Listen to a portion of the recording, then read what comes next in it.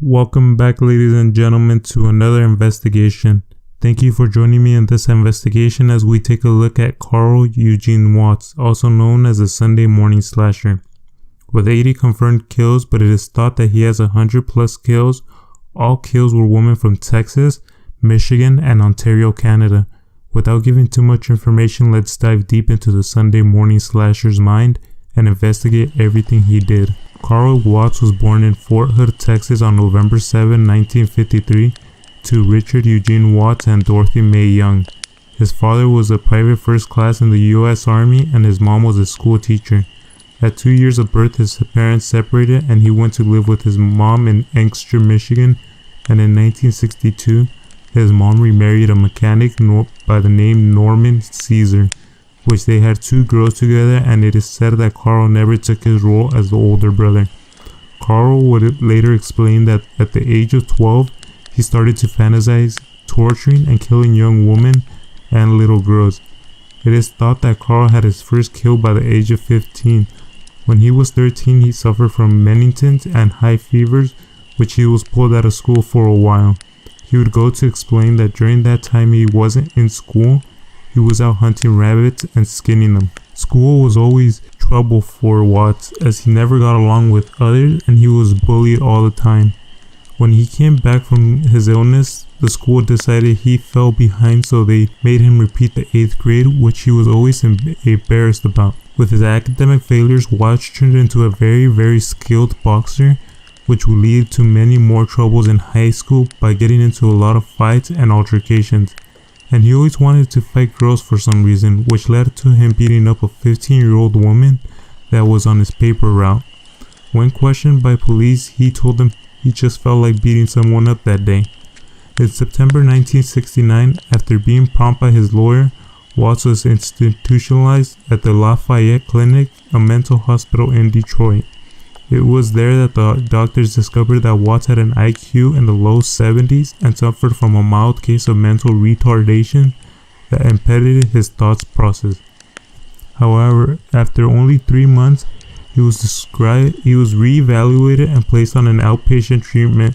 Despite the doctor's final review, which described Watts as paranoid and strong homicidal impulses, the doctors wrote that Watts' behavioral controls were faulty and that he displayed a high potential for violently acting out.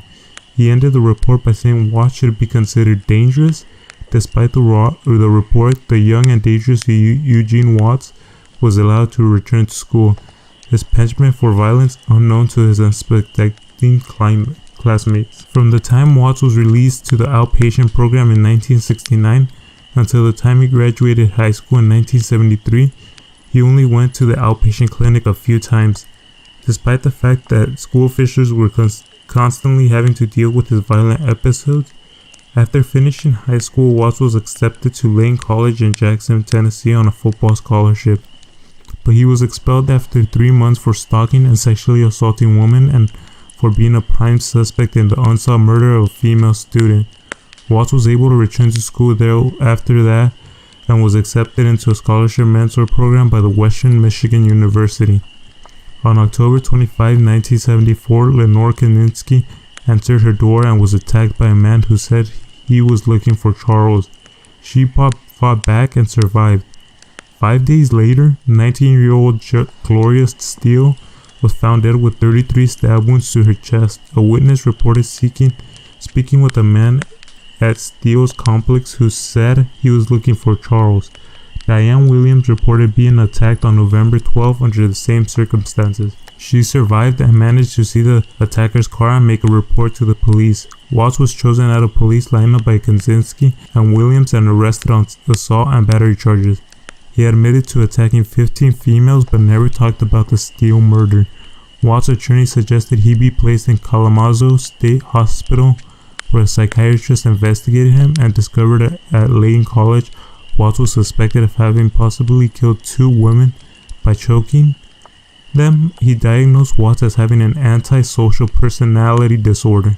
Before his trial, Watts had a court-ordered psychiatrist do another evaluation and found him to most likely to attack again and competent to stand trial. Carl, or Coral as he started to call himself, pleaded no contest and received a 1-year sentence on the assault and battery charges. He was never charged in the murder of Steele. In June 1976, he was out of jail and back home in Detroit with his mother. April 1980, this is the birth of the Sunday morning slasher. In Ann Arbor, 40 miles west of Detroit, and the home of the University of Michigan, the Ann Arbor police were called to the home of 17-year-old Shirley Small. She had been attacked and repeatedly stabbed with an object resembling a scalpel and bled to death on the sidewalk she fell at. 26-year-old Glenda Richmond was the next victim. She was found near her doorway, dead from 28 stab wounds. 20-year-old Rebecca Greer was next. She died outside her door after being stabbed 54 times.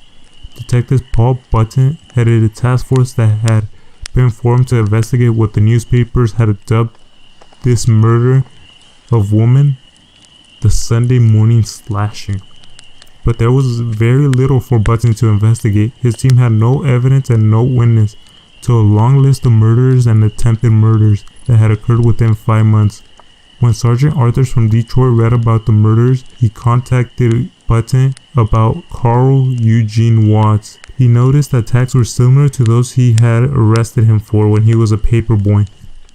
Arthur contacted the task force and gave them Watts' name and the details of the crime. Within months, attacks in the neighboring Wisteria, Ontario were being reported that were of the same nature of those in Ann Arbor and Detroit. Watts at this time became a father to a girl which he had with his girlfriend, but later he married another woman in August of 1979, but who divorced him 8 months later because Watts was doing strange behavior. During 1979 and 1980, attacks on women in Detroit and surrounding areas became more and more frequent and violent. By the summer of 1980, Watts was under tremendous stress, and the investigators from Ann Arbor and Detroit seemed to be getting closer to solving the identity of the Sunday morning slasher. Watts had no choice. He needed to find a new killing soon and fast. In July 1980, in Windsor, Ontario, 22-year-old Irene Kondrowski was attacked by a strange man. Despite her throat being slashed, she managed to live. 20-year-old Sandra Dalpy, having been stabbed from behind, had also survived.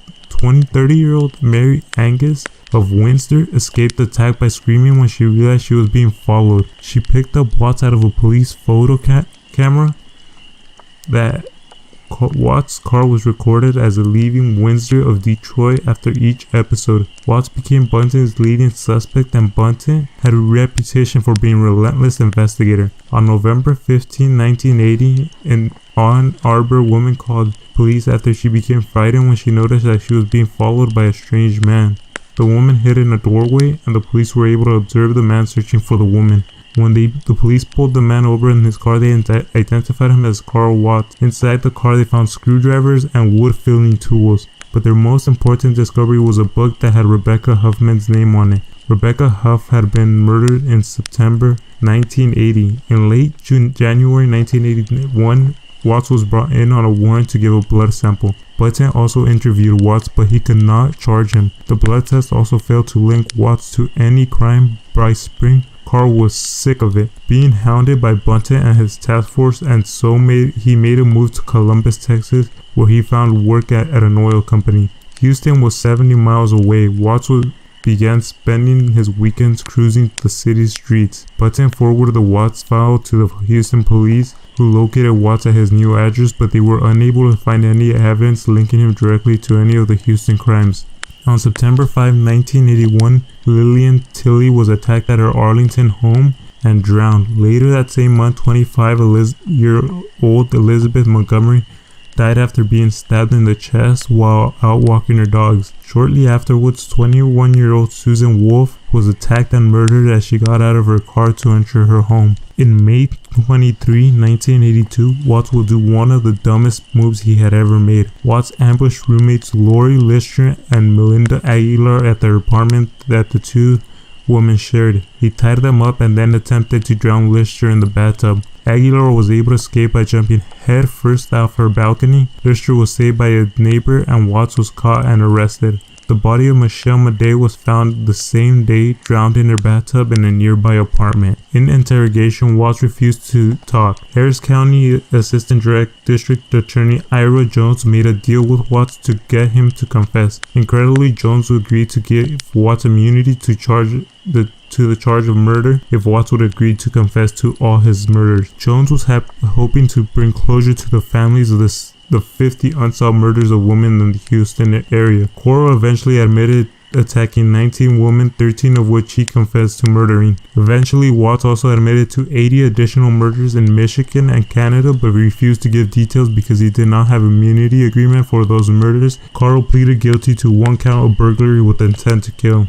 Judge Schaefer decided that the bathtub and the water could be defined as a deadly weapon, which would result in the parole not being able to count Watts' good conduct time for determining parole eligibility. On September 3, 1982, Watts was sentenced to 60 years in prison. In 1987, after a failed attempt to escape prison by slipping through the bars, Watts decided to begin appealing his sentence, but his appeal lacked the support of his attorney. Then in October 1987, unrelated to any of Watts' appeals, the court decided that criminals must be told that a deadly weapon finding had occurred during their indictment, and the failure to inform the criminal was a violation of the criminal rights, which would drop Watts' previous deadly weapon charge, and this new one would be added. In 1989, the Texas Court of Criminal Appeals decided that because Watts was not told that the bathtub and the water had been judged lethal weapons, he would not be required to service his entire sentence. Watts was reclassified as a non-violent felon, which would make him eligible for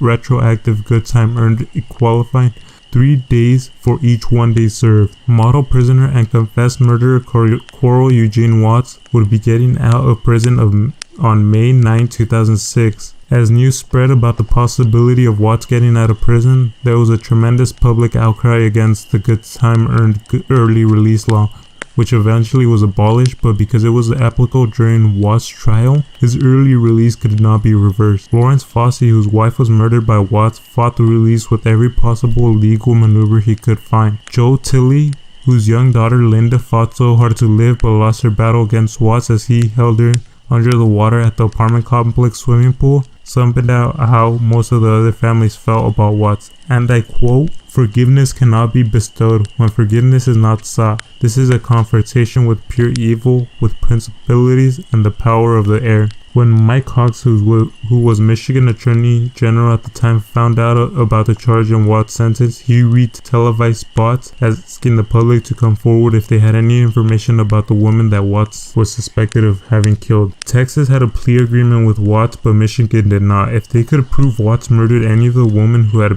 turned up dead over the past few years in Michigan, Watts would be put away for life. Cox's effort paid off. A Westland, Michigan resident named Joseph Foy came forward and said that Watts looked like the man whom he saw in December 1976, stabbing 36-year-old Helen Dutcher, who later died from her wounds. Watts was shipped to Michigan, where he was charged, tried, and found guilty to murdering Helen Dutcher on December 7, 2004. He was sentenced to life imprisonment. In late July 2007, Watts again faced a jury after being arrested for 1974 murder of Gloria Steele. He was found guilty and received a life sentence without possibility of parole. Watts was sent to Iona, Michigan, where he was housed at the Iona Correctional Facility, also known as the IMAX because it is a maximum security prison, but he did not stay there long. After 2 months into his sentence, he managed to slide his way out of the prison bars yet again, but this time would be his last time, as only a miracle would save him now. On September 21, 2007, Carl Eugene Watts was admitted to a hospital in Jackson, Michigan, and shortly thereafter he would die of prostate cancer. The case of the Sunday morning slasher was permanently closed. Thank you, investigators, for joining me in this investigation as we